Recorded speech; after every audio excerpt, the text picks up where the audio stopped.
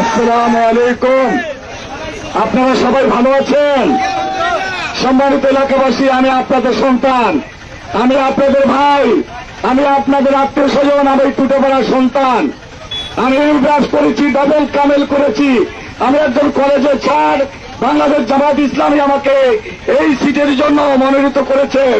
আমি ভাই হিসাবে, বন্ধু হিসাবে সবার কাছে প্রাণ খুলে আপনাদের কাছে আমি দোয়া চাই। আপনারা আমার জন্য সবাই দোয়া করবেন।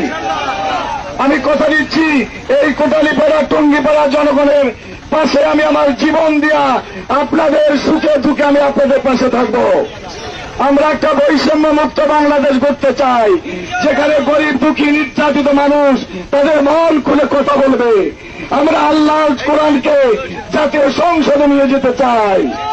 আমরা বলতে চাই, সব দল দেখা শেষ, এবার হবে আল কোরআনের বাংলাদেশ। আমরা দেখছি তন্ত্রমন্ত্র দেখা শেষ, এবার হবে আল কোরআনের বাংলাদেশ। আমরা আল কোরআনের বাংলাদেশ করতে চাই। আপনারা সবাই সাথে থাকবেন ইনশাআল্লাহ। জি, সবাইকে সালাম, শুভেচ্ছা। আবার দেখা হবে, কথা হবে।